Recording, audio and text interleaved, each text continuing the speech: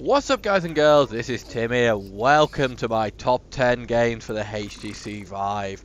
So I have come back to the site of my very first HTC Vive video, which is Vesper Peak, within the world of the HTC Lab.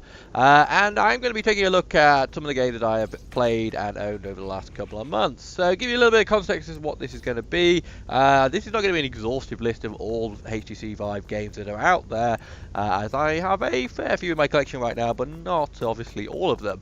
So one thing I would like to say right from the offset is, if there are any games you feel that I have missed from this, or that should certainly have had a place in this top 10, please leave a comment below and let me know, because this is something that I would like to maybe update as time goes on.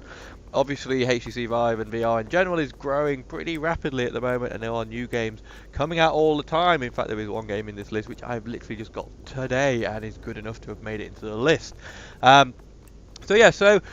Other context in terms of what sort of this is, as I say, this is my personal opinion. It's not meant to be any kind of scientific study, and the games that get into this list will be there for a variety of different reasons, some of which will be down to just the amazing way they demonstrate what's possible in VR, others will be how they make you feel in VR, and others maybe just because they are a good game to play. So I think without further ado, let us jump into the first one. Kicking off our list at number 10 is VR Lightblade. So this is a game that came out quite a while ago, and it is quite a small and simple game. And the reason that this one sits here, and it's actually going to occupy the number 10 spot with another game, which is Trials of Tatooine, which is a Star Wars based experience for the VR. Lightblade VR is legally different from Lightsaber, however, as we all know, the concept is pretty similar. So the basic of this game is, you can see this drone in front of me here. When I start the game, it will start shooting lasers at me, and I have to defend those lasers. And as you can see, this is not a complicated game, and it's not a game you're going to put hundreds of hours into it, but there is a very specific reason why this has made it into my top 10, and that is because of this. If you are of an age similar to mine, or have you grown up in any kind of interest in sci-fi, you will no doubt be a big fan of Star Wars. And since as long as I can remember from my growing up, I have always dreamed of owning one of these, and right now I actually have two in my hand. And so this game makes it into the list for this one moment alone. Like I say, if you are a fan of Star Wars and you grew up in that era, you'll know that feeling of powering up a lightsaber is something that you never thought you would see in your life, and that is why this game makes it there, because it demonstrates about VR and the way it can satisfy some of those amazing fantasies and dreams you had all this time. There is a sort of bonus level which takes you to another area where you actually do get to fight against people. However, we're not going to be looking at that too much today. We're simply going to have a quick go, and I'm going to show you the basic concepts of the game. So what I need to do is touch this without burning myself on my fire, and we'll do it on Rookie just so you can see.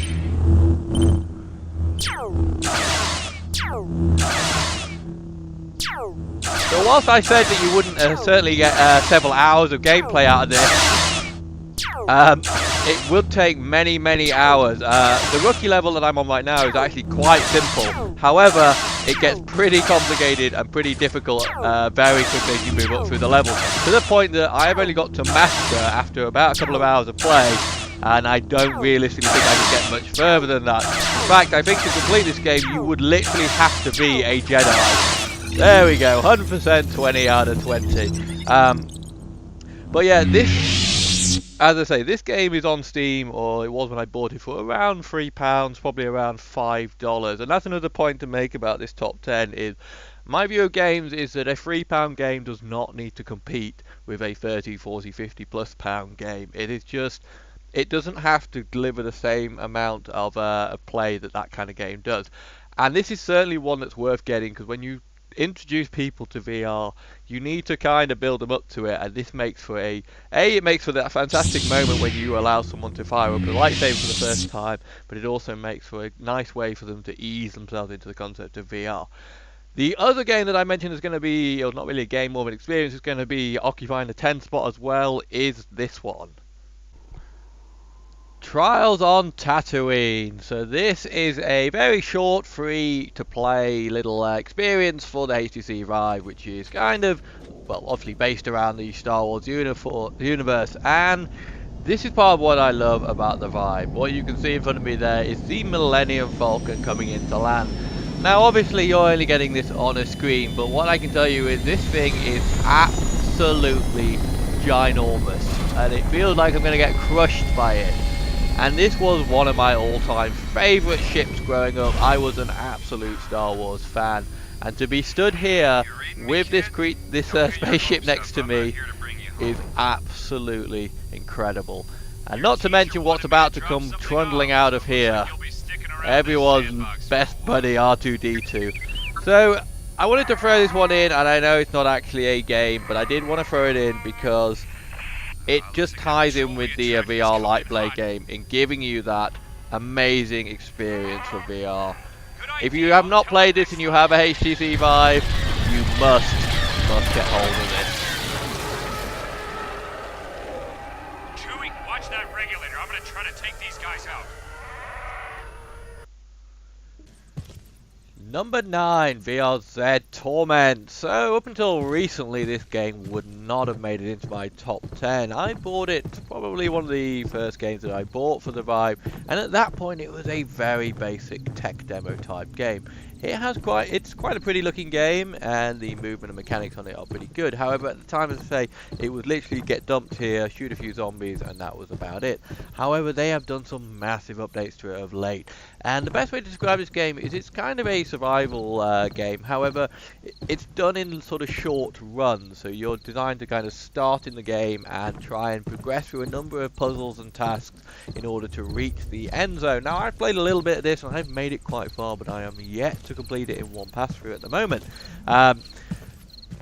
What I've got then is a pretty standard thing. I can walk around using my trackpad. I have a Beretta, and I also have an AK. One slight downside to this game, which has hampered it a little bit, which hopefully they'll fix because it is still an early access game, is there is no way for me to snap my second hand to the gun so I can aim better. That is a very nice feature which games in the Vive are starting to employ.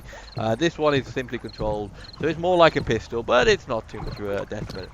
Reloading, it has some nice actual reloading mechanics, so pressing the side grip will drop the magazine, and then I can slot in a new one, and I can also actually cock the gun as well.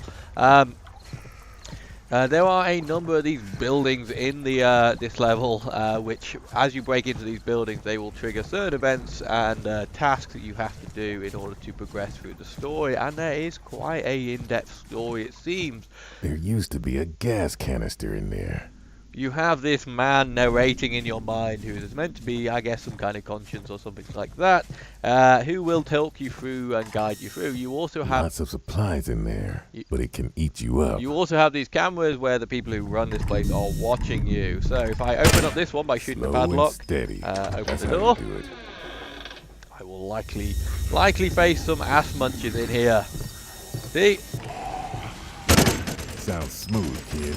Select fire, air-cooled, long-stroke piston, gas-operated, magazine-fed, rotating bolt, most popular gun ever made. This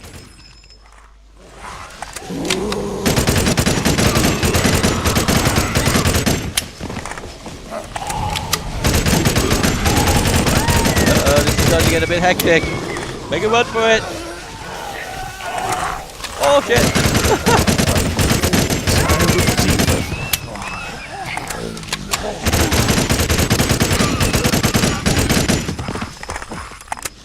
Oh shit, reload.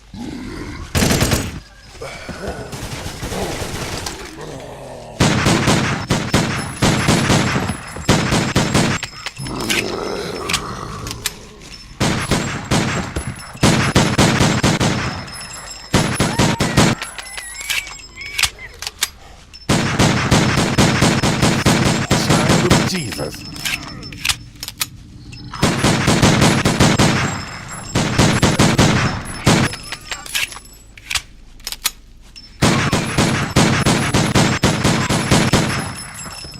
And that's how we do it.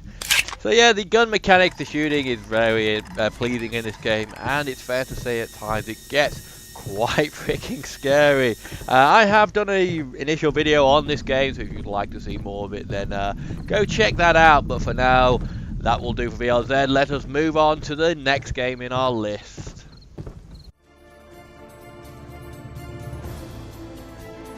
Number 8 in our list is Final Approach. So this is an interesting game, and it made it into my list because it very much demonstrates that there are more to VR, or there is more to VR than just first-person shooters. This is actually based on a concept which I believe first started as a mobile game, and it is about you landing planes on an airport. Now it sounds like that would be a fairly dull game compared to some of the other games in this list. However, it is so beautifully done, and it looks so beautiful that it is a very special game. So I'm going to jump in and show you just a little bit of this game and explain to you why it's made it into my list. So this is the basic premise of the game. I am here a giant godlike creature stood over the top of an international airport. And what is special about this game is just the level of detail, these beautiful little helicopters and aeroplanes. If you've not seen this game, many of the big YouTubers have done it, so I suggest you go check out some of their videos. But basically, you're in charge of the airport, you have to land planes and you have to take it off. So all these ones here that are waiting, I now need to do it. And the way I take them off is I actually touch them with my hand, and I can draw a track which they will then follow. And as I lead them to runways, they will take off. I will then also have planes, if I look around me, there are none right now, who will actually come and try and or be required to land. So this helicopter here, for example, is running out of fuel. If the engine's on fire. That's bad, right? I should probably land. So here we go. So here we have one, and they are actually in trouble because they are on fire. So I can draw a nice wide track, and you have to be careful with the larger planes because they don't turn on a dime. He will then follow that round and land. There are also some other first-person type elements to this, which we will show you as soon as that one lands. The main thing you have to do, obviously, is avoid, take him off, avoid the planes crashing into each other. So, for example, where this runway crosses, if I was to send this one out at the wrong moment, we would have a major issue. Now, because this one's on fire, and generally planes on fire is a bad thing, I need to send it off to the fire department and get it put out. So now I touch on this, and I'm now the fireman with my hose, and there is a giant ass plane down there, so I can use my precious hose to save the day, not for the first time, just as German. Right. I think I should land and take a The other thing I really wanted to, or the reason I really want to include this in this game, because I think this is actually quite an underrated game in most people. Like I say, many of the big YouTubers have done this, but however, most of them have only done one-off episodes, and this is about as far as you can see. And although this is an incredibly fun game, this needs to go and get repaired, there is actually a lot more to this game than just this. So I want to show you some of the later levels, just show you how exciting and incredible this game can be.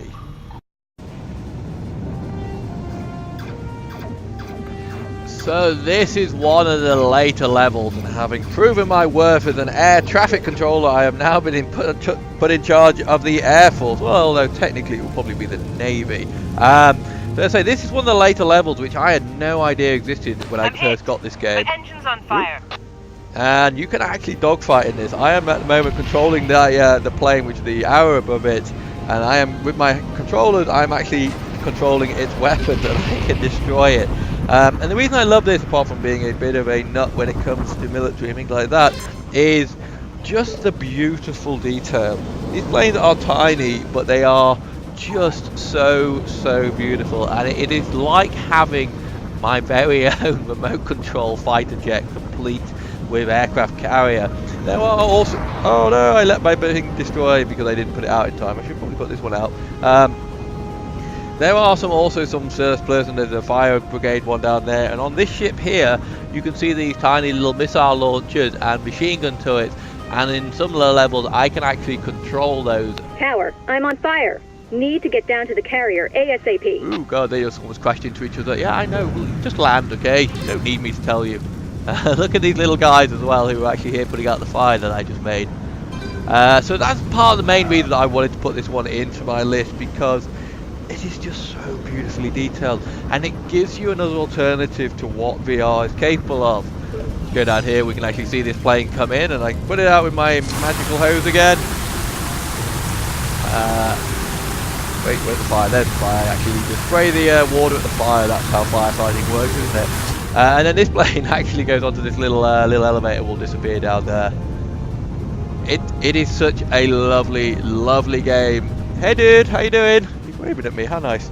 And I say, if you have the HTC Vive, another great thing about this game is it is obviously very age appropriate. It does get quite complicated and quite, oh my god, I have really fallen behind and landing these planes. It does get quite complicated and quite difficult as it goes on. There are levels which I am literally stuck on right now, but the earlier levels are great for children and things like that if you want to give them an experience in the Vive without terrifying the crap out of them with some of the other games that are going to be in this list. So guys, this is Final Approach, certainly one worth checking out, and it's well deserved of the number 8 slot. At number 7 in our list is Out of Ammo. So this is another game similar to Final Approach. It gives you a slightly different perspective of what is possible in VR. This is, I guess, is probably what you would call the first sort of real-time strategy type game. These are my little duty guys down here, and this is my base that I have to defend, and I am going to be facing attackers from all sides very shortly. So the way I actually play this is I can grab these things and I can plonk down these defences all around my base. I'll quickly put these out because I am soon going to get attacked.